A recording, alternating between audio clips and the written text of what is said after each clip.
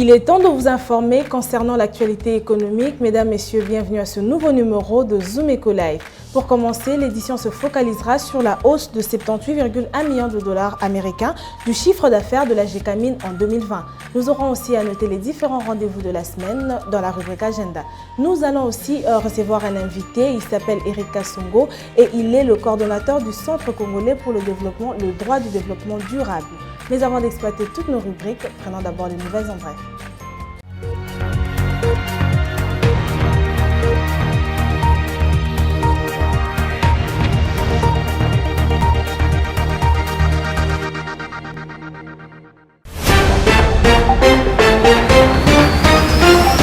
Commençons ces nouvelles en bref avec cette information qui parle de la GECAMIN.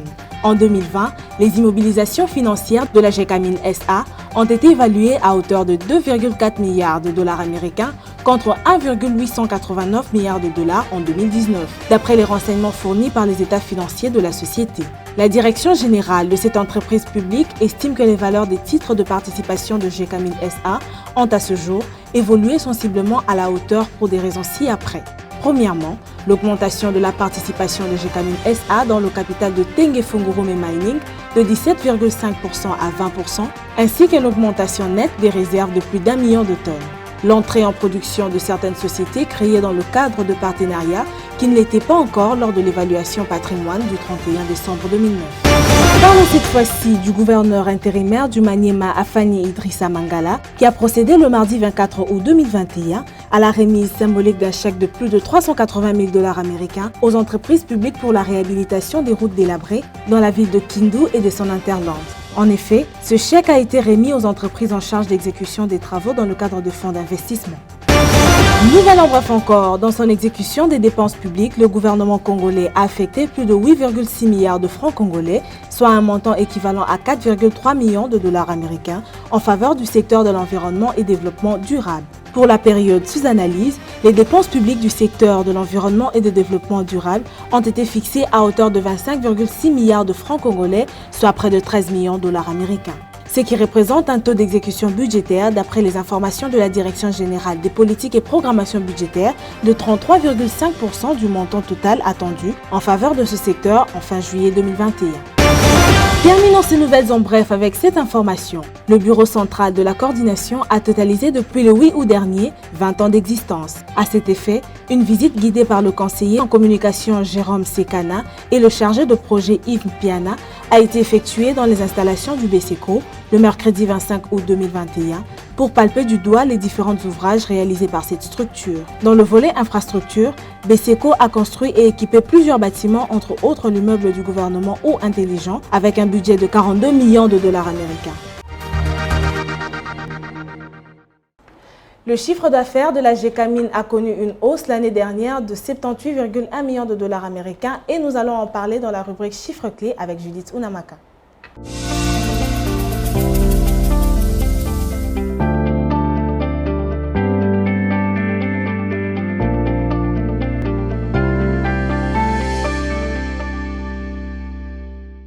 Heureuse de vous retrouver une fois encore sur ce plateau. Unamaka, bienvenue. Merci Piombo. Alors commençons déjà notre change avec le cours de change actuel. Qu'est-ce que l'on doit retenir?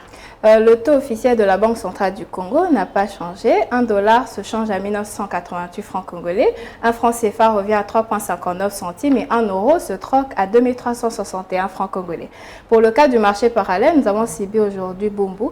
Et dans ce lieu, un dollar vaut 2000 francs congolais. Un franc CFA s'acquiert à 3,67 centimes et un euro vaut 2365 francs congolais. Nous avions annoncé qu'aujourd'hui vous alliez nous parler du chiffre d'affaires de la GECAMIN pour l'année dernière. Qu'est-ce que l'on doit retenir à ce sujet?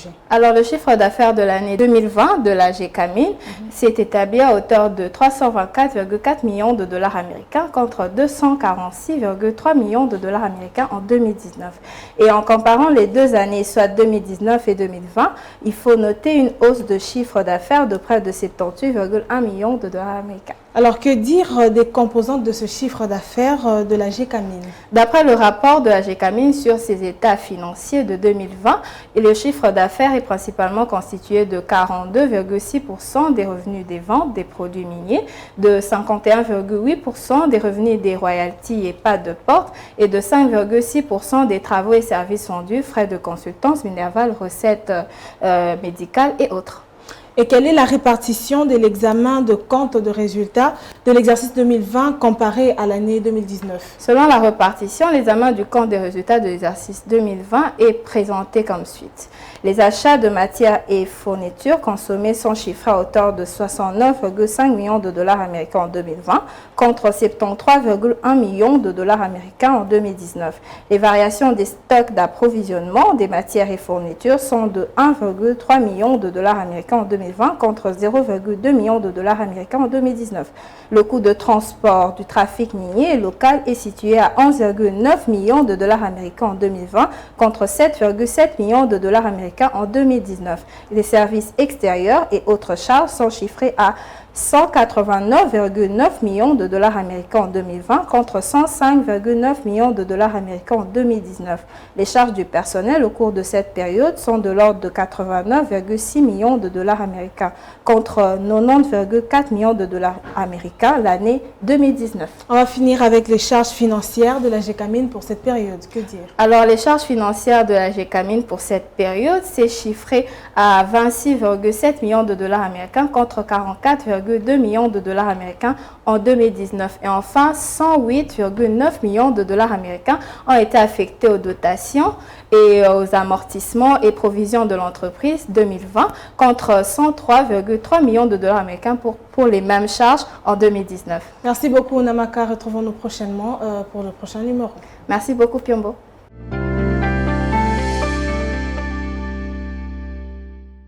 Juste après elle, nous allons prendre la prochaine rubrique, c'est le dossier que nous ramène Benita Mouini. Suivez.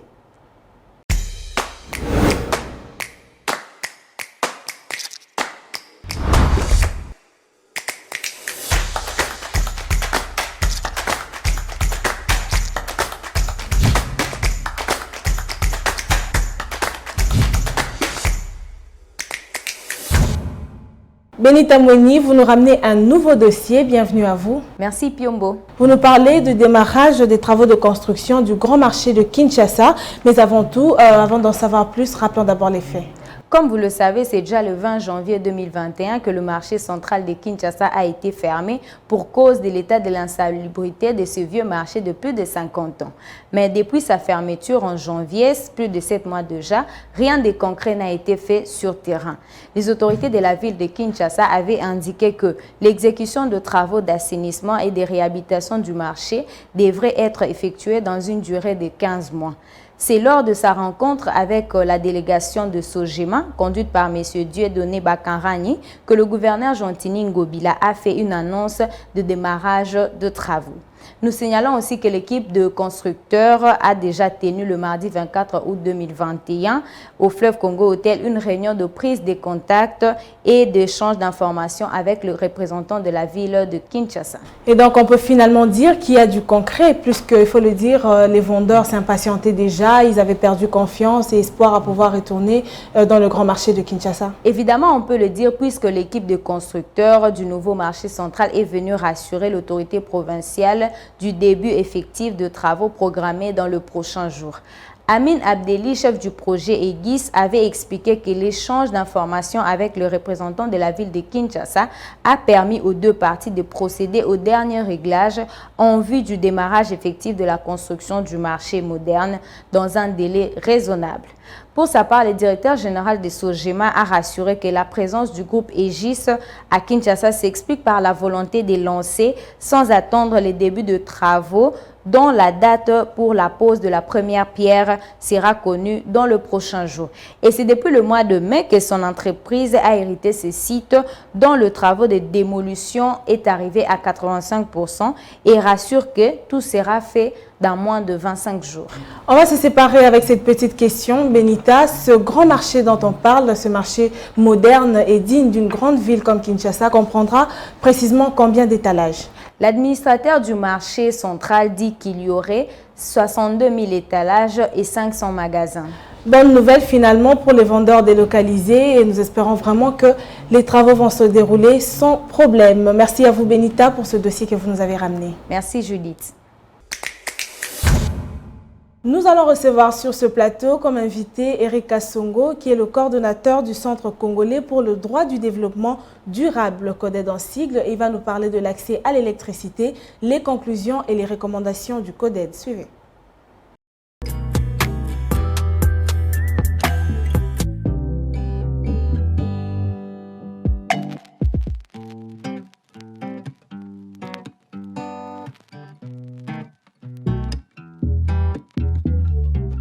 Monsieur Eric Kassongo, merci d'avoir répondu à notre invitation. Bienvenue sur ce plateau.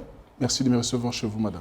Alors, vous avez diligenté une étude d'impact socio-économique des ressources alternatives d'énergie face aux grands projets d'hydroélectrique. Quelles en sont les conclusions? Eh bien, les grandes conclusions, ce qu'il faut retenir, c'est que nous avons un paysage énergétique très déstructuré, avec des initiatives éparses qui ne sont pas coordonnées, qui ne permettent pas de construire un environnement propice à la croissance socio-économique dont le pays a besoin. Et l'absence d'une vision claire face à un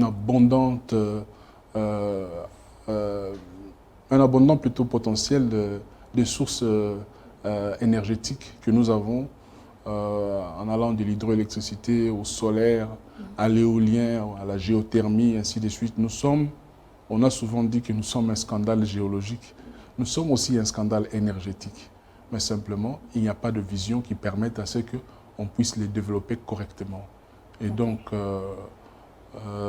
notre constat, c'est que les autorités actuelles ne mettent pas toujours l'accent sur le développement de ces énergies que nous appelons alternatives. Je sais qu'il y a parfois cette confusion à dire que non, voilà, l'hydroélectricité, c'est une énergie alternative, c'est vrai, c'est une énergie propre, mais lorsque nous disons les énergies alternatives, nous visons les microcentrales hydroélectriques ou les picocentrales hydroélectriques que nous opposons aux grands projets hydroélectriques du type Grand Inga, où l'on nous fait miroiter, c'est vrai, le potentiel de 100 000 mégawatts que nous avons est réel, mais on nous fait miroiter ces potentiels-là, de telle sorte qu'on finit par fermer les yeux sur d'autres fleurons que nous avons qui peuvent permettre au pays de se développer et d'accroître sa capacité justement à améliorer les sociales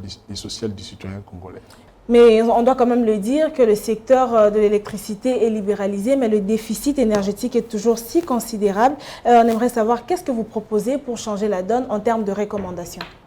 En termes de recommandations, justement, ce que nous proposons, une des grandes recommandations de l'étude, c'est que nous puissions développer et élaborer ce que nous appelons un plan intégré des ressources énergétiques nationales. Nous avons plusieurs sources d'énergie. Ces sources d'énergie ne sont pas coordonnées, ne font pas l'objet d'un plan de développement qui tienne compte de la croissance démographique. Vous savez que d'ici 10 ans, 20 ans, 30 ans, la population congolaise qui croît exponentiellement est appelée à devenir encore plus importante. Et donc, les solutions énergétiques doivent aller de pair avec la croissance économique, ce qui malheureusement n'est pas le cas. Ces solutions-là ne peuvent se faire que dans le cadre de ce plan-là, que nous appelons en acronyme, c'est le PIREN. Vous parlez là d'élaborer un plan, ça veut dire que le plan n'existe pas? Il n'y a pas de plan. Ce plan-là n'existe pas. Je vous ai dit qu'il existe des initiatives éparses, menées par des institutions de l'État et qui ne sont pas coordonnées entre eux, qui ne sont pas cohérents, chacun développant ses projections. Et ça fait que même si on a les bonnes intentions d'améliorer la situation, mais on ne tient pas le taureau par les cornes. J'aime à répéter l'exemple qu'un de mes collègues chercheurs, justement, dans le cadre de cette étude développe. Vous ne pouvez pas construire une maison à 3 étages en commençant par la toiture. Il faut des fondements. Et les fondements, c'est ces plans-là qui vous permettent de vous dire que non, voilà, quel est le potentiel que nous avons en termes de l'énergie éolienne. qu'est-ce que nous pouvons développer à l'horizon 2030, 2035 en basant sur l'énergie éolienne. Ainsi de suite, on le fait avec toutes les sources d'énergie. Comme ça, nous savons à partir d'aujourd'hui que voilà, d'ici 10 ans, notre potentiel en termes de fourniture de l'énergie par rapport à la croissance économique, à la croissance démographique du pays sera d'autant parce qu'on aura utilisé telle source à bon escient, on aura utilisé telle autre source à bon escient, ainsi de suite. Pour l'instant, on n'a pas un tel plan et c'est ce qui fait que ces initiatives qui existent n'étant pas coordonnées, nous peinons justement à décoller. Nous stagnons entre 9 et 13%. Même les chiffres là, on ne sait pas se fier à un chiffre correct, mais les chiffres que nous retenons, c'est que nous stagnons à 9% de taux d'accès à l'électricité pour un potentiel énergétique aussi énorme que nous avons. C'est un problème. Mais alors, quelles sont les actions que compte mener votre structure en soutien au développement du secteur énergétique ici en République démocratique du Congo? Les premières actions, c'est d'abord déjà cette étude, qu'elle existe, qu'il faut le dire tout haut et haut fort, que les autorités entendent, que parfois les solutions qui sont proposées ne sont pas toujours les bonnes. Et j'aimerais attirer l'attention sur le fait que c'est quelque chose qui doit être pris au sérieux, pas au niveau gouvernemental. C'est le Premier ministre qui doit piloter l'élaboration d'un tel document, parce que c'est un document qui est transversal, qui ne concerne pas seulement le secteur de l'énergie, qui concerne beaucoup d'autres secteurs. Il y a eu récemment le développement, ce qu'on a appelé le plan, le PNSD, le plan national de développement dans le cadre des ODD qui a été développé. Dans le cadre, par exemple, de la lutte contre les changements climatiques, la RDC a développé aussi une contribution dans laquelle il envisageait de développer les questions énergétiques aussi. Vous avez des initiatives comme ça qui ne sont pas coordonnées. Si le gouvernement prend ses responsabilités et met aux prises tous les protagonistes pour l'élaboration d'un tel plan, eh bien, ça sera déjà un début de quelque chose. Ça nous permettra d'avoir une idée de ce que nous avons comme potentiel, d'où nous voulons aller et où nous voulons amener la population congolaise en termes du taux d'accès à l'énergie. Le chef de l'État a dit dans son discours inaugural que voilà, il tient à amener le Congolais d'ici la fin de son mandat à 30% d'accès à l'énergie. Mais on ne peut pas atteindre ces 30% d'ici 2023 si les actions ne sont pas coordonnées à travers un plan clair qui n'existe pas actuellement. Donc, c'est pour ça que j'exhorte vraiment le gouvernement à prendre ses responsabilités pour l'élaboration d'un tel plan, pour coordonner toutes les initiatives qui sont menées pour l'heure. On va finir avec cette question, Monsieur Eric. Selon vous, qu'est-ce qui doit être fait pour booster l'accès à l'électricité dans le pays? Concrètement, c'est-à-dire que déjà ce plan-là doit exister avec une vision claire et puis on doit créer aussi des incitations pour les secteurs privés. Vous savez que depuis la libéralisation du secteur de l'électricité en 2014, le secteur énergétique a été ouvert au privé et à l'est du pays, par exemple, il y a eu beaucoup d'initiatives de privés qui ont permis de soulager quand même la population, ainsi de suite. Mais même les privés qui sont de bonne volonté, qui viennent pour aider l'État dans ses prérogatives régaliennes de donner l'énergie à la population qui était en droit, article 48 de la Constitution, eh bien, ils sont confrontés à des problèmes énormes des taxes. Il n'y a pas assez d'incitation pour encourager justement que les secteurs privés puissent envahir les secteurs. Vous savez, les secteurs, moi j'aime toujours à le dire, le secteur de l'énergie n'est pas différent de l'éducation. Aujourd'hui, les secteurs de l'éducation, l'État s'est partiellement désengagé. On a vu des écoles privées qui pullulent partout et qui apportent une qualité, une éducation de qualité qui permet d'éponger justement les insuffisances de l'État par rapport à sa mission régalienne d'éduquer le peuple. Éclairer, c'est aussi une mission régalienne de l'État. Et donc, lorsqu'on libéralise, on doit aussi encourager les initiatives privées qui viennent pour produire de l'énergie de manière à ce que on puisse améliorer l'accès des populations à cette énergie-là. Donc, j'encouragerai fortement. Ce que nous encourageons, c'est qu'il y ait des incitations claires qui permettent à ce que les investisseurs privés se sentent à l'aise lorsqu'ils investissent dans ces secteurs-là et que ça fasse l'objet d'un plan donné. Il ne faudrait pas qu'on vienne vous vendre, comme c'est le cas actuellement, des solutions sans que nous-mêmes nous maîtrisions où nous voulons aller. l'idéal serait qu'on dise aux investisseurs, voilà, dans le cadre de notre plan, nous avons visé d'éteindre autant de pourcentage d'ici 2020. Et nous voulons utiliser telle source d'énergie. Voilà, venez, faites-nous des propositions par rapport à la production, au développement justement de solutions sur les solaires, sur l'éolien, sur la géothermie, ainsi de suite.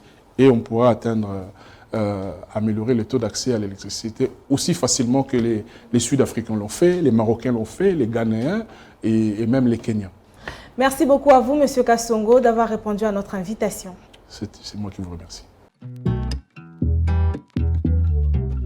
Place à la chronique du jour avec Patrick Bombouka. Tous ensemble, nous allons découvrir cette autre thématique qu'il nous ramène aujourd'hui.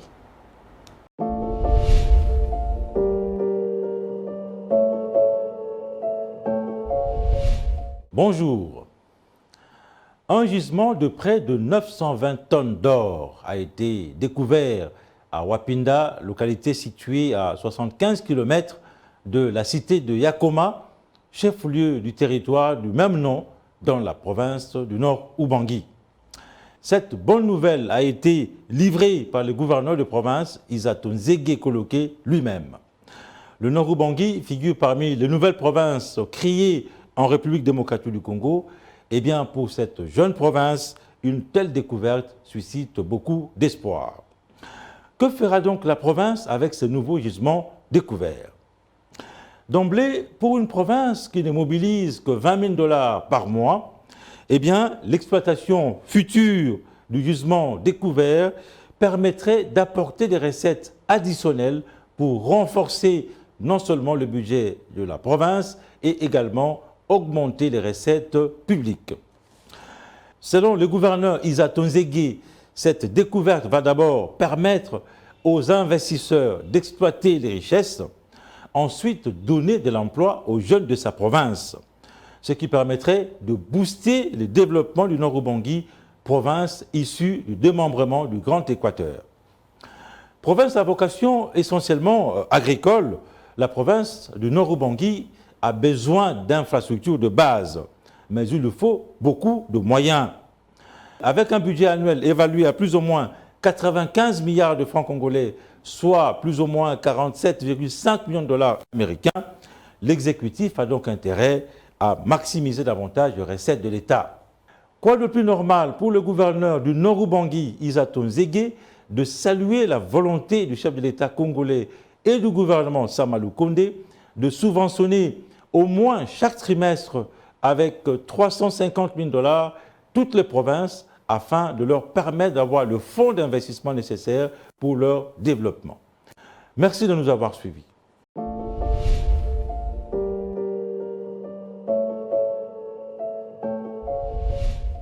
Le marché du jour sera fait par Adassa Grace et elle va nous ramener les prix des différentes sortes de sacs Zoumwindi. Faisons le marché ensemble. Bienvenue à tous, spécialement aujourd'hui, Zoumwindi vous ramène les prix de différents types de sacs à main pour femmes. C'est parti avec Zoumwindi. Commençons notre Windy avec les sacs à main cuir de luxe qui revient à 23 $, sac à main pour shopping revient à 46 $, ensemble de 3 sacs à main cuir revient à 34 $. Et pour les sacs à main avec chaîne, c'est à 34 $, sac à main cuir simple revient à 30 $, sac à main en cuir frange ajustable à 45 $, sac à main plus portefeuille revient à 31 $. Et pour ceux qui préfèrent sac à main Kaba pour course revient à 43 $, sac à main Kaba fourne tout cuir revient à 57 $, sac à main Kaba en cuir petit modèle revient à 93 $. Et pour les femmes qui admirent le sac à porte-épaule, nous avons les sacs porte-épaule bandoulière en toile revient à 24 $, sac porte-épaule de luxe qui revient à 187 $. Pour finir notre Windy, nous ne pouvons pas oublier qu'il y a de femmes qui préfèrent les sacs à seau. Nous avons les sacs à seau à papilles en cuir qui revient à 25 $ et les sacs bandoulières avec motif crocodile qui revient à 49 $. Merci de nous avoir suivis et retrouvons-nous prochainement pour un nouveau numéro des Zoumwindi. C'est déjà le 26 août 2021 et nous aurons bien sûr les différents rendez-vous de la semaine dans la rubrique Agenda. Suivez.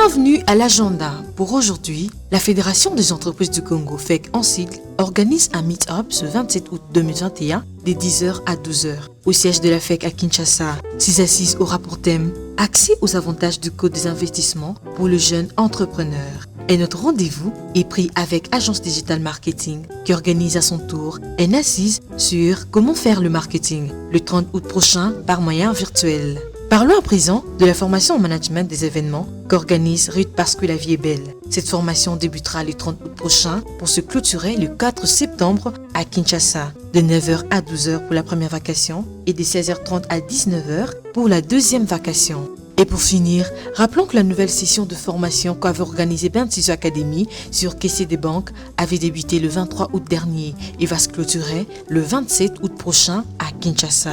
Les frais des participations est fixé à $60, sans oublier $5 comme frais d'inscription. Merci de nous avoir suivis. Au revoir.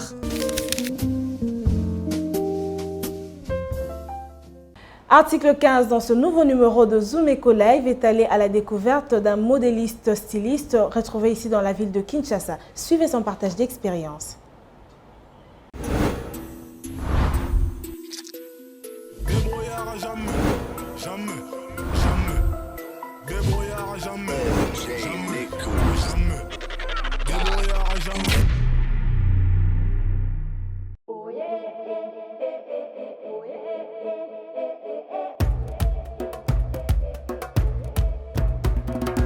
Je travaille comme styliste, modéliste, couturier professionnel et designer, créateur de mode. Et je m'exerce encore dans beaucoup d'autres domaines artistiques. Je n'ai pas fait les études de ces métiers. Je suis diplômé en pédagogie générale et j'ai fini en ingénierie. Je suis ingénieur en réseau. Et voilà, c'était pour moi une façon d'entreprendre parce que quand j'ai fini mes études, je dois être clair, je n'ai pas eu de job. Et du coup, j'ai cherché et la seule façon que j'avais pour trouver de l'argent, je devrais entreprendre.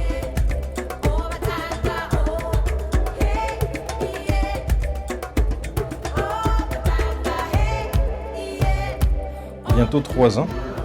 J'ai démarré en 2019. À Lubumbashi. Ma toute première collection, c'était en 2018. Ça n'a pas marché, j'avais reçu beaucoup de critiques et en 2019, ça a réussi complètement.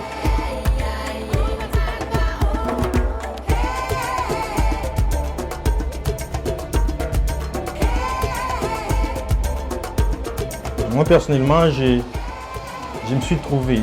La mode, c'est un métier qui m'a beaucoup aidé à me découvrir, à me trouver parce que j'ai fait beaucoup de choses grâce à la mode. J'ai rencontré différentes personnalités et aujourd'hui je me retrouve quand même et je suis fier de moi.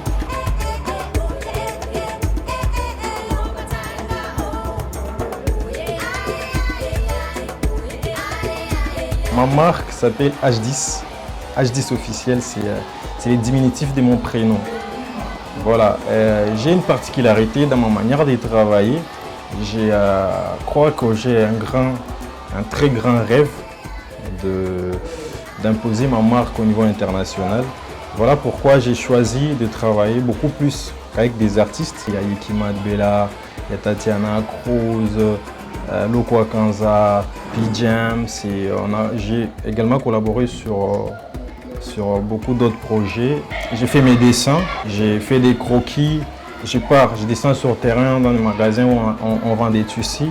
Je fais les choix du tissu, je reviens à la maison, je réalise. J'ai mes clients à qui je propose quand je sors une nouvelle collection.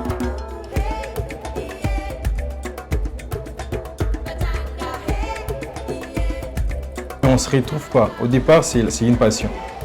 On aime. Il arrive des fois que je dépense beaucoup d'argent pour toute une collection et après je ne gagne pas. Il arrive des moments que ça paye mais on ne se retrouve pas du tout parce que déjà ici chez nous, ce qui est certain, on n'a pas cette mentalité de passer des commandes au niveau local. Quand c'est des grandes marques qui ne sont même pas originaux, et les gens préfèrent aller acheter ça, des trucs qui viennent de la Chine, que venir passer une commande chez un créateur congolais sur place. Je crois qu'avec le temps, les gens comprendront et ça payera.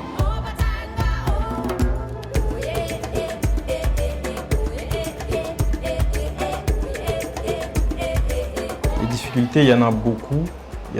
Premièrement, c'est l'attitude ou le comportement de certaines personnes qui viennent vers nous. Il y a des gens qui viennent te voir avec des idées qui sont difficiles à mettre en pratique en parlant de création, tout ce qu'ils veulent. Mais à ma particularité, j'essaye toujours de mettre ensemble ces gens-là et ce qu'ils veulent. Mis à part ça, il y a des accidents physiquement comme ça, les ciseaux, les aiguilles, tout donc ça. Je travaille avec des limites. Parce que déjà, vous voyez qu'on a un problème de matériel. Je n'ai pas vraiment le matériel qu'il faut pour sortir ce que j'ai toujours voulu, mais avec le peu et mes capacités que j'ai aujourd'hui, j'essaie quand même de m'en sortir.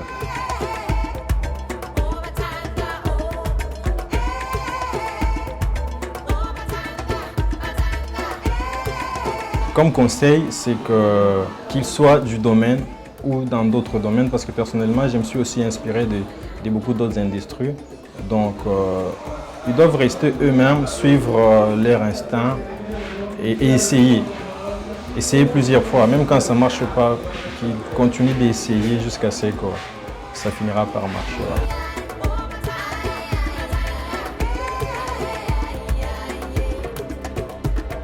On n'a pas un soutien du gouvernement, par exemple, parce que j'ai fait beaucoup des événements, du Fashion Week et tout ça.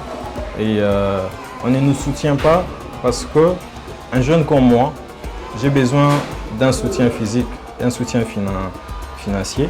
C'est-à-dire, j'ai besoin de beaucoup de machines, j'ai besoin de matériel, j'ai besoin d'engager les gens. Si aujourd'hui j'ai un grand atelier, il y a plusieurs machines, j'engage beaucoup de couturiers, des stylistes et des designers.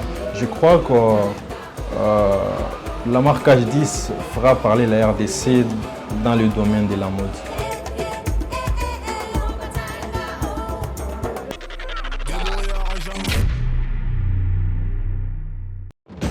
Nous vous amenons au cœur de l'actualité économique en RDC. Que dire alors de l'évolution du taux de change en République démocratique du Congo? Il y a eu à noter une stabilité relative du taux de change. Tout savoir sur la conjoncture économique, les différents taux de change officiels et parallèles. Tout apprendre et mieux comprendre le rendez-vous économique. Nous vous apportons plus de précisions. Enquête, analyse, dossier. Nous vous rapprochons de la réalité congolaise. Le Watt est un symbole de fierté pour la femme africaine. Sur ce sujet, nous vous souhaitons bienvenue. Entrepreneuriat et activité économique, chez nous, faisons le marché ensemble. Nous avons appris à être plus près de vous, offrir à vos yeux ce qui est bon pour votre vie. Suivez-nous également sur nos différentes plateformes. Zoom Eco Live, la référence de l'actualité économique en RDC. Voilà, c'était tout pour aujourd'hui. Merci à vous d'avoir été nombreux à nous suivre. Retrouvons-nous prochainement, déjà avec le même élan.